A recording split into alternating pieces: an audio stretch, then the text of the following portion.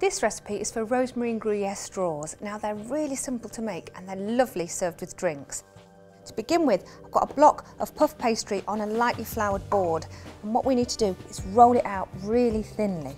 Now try and keep it quite straight-sided as you roll, making it as large as you can but keeping it even. I'm going to turn it, and it helps if you've got a large rolling pin. Now make sure you've got flour beneath the board. As you roll it might start to stick. So just keep rolling and try and apply even pressure as you go so you keep the sides nice and straight. That's really nice and thin and even. So I've got some beaten egg here. I'm just going to brush half of the pastry with it. So we're just going to get a nice even coverage. Make sure you go all the way to the edges.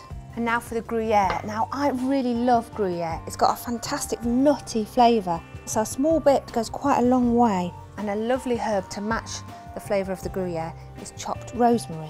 Again, try and sprinkle it fairly evenly. Smells absolutely delicious, really, really fragrant. All I need now is some black pepper. And press it down. Just going to flour the board again. And then we're just going to roll it out again, just to make sure that the cheese is pressed firmly and it's all really well sealed. So I'm just going to brush the top with a little more egg.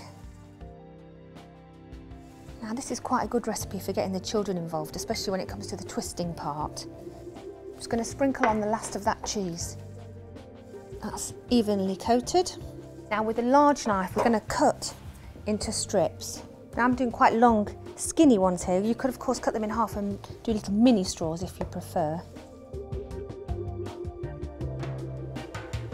There we go, that's the last one cut.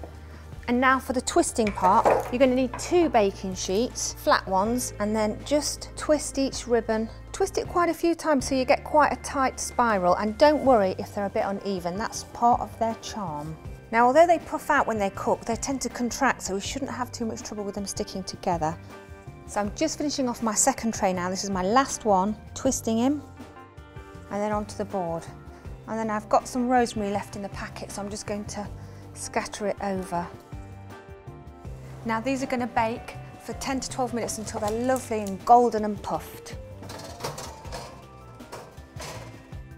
So my rosemary and Gruyere straws are ready now. I'm just going to get them out, and they're beautifully golden and crunchy looking.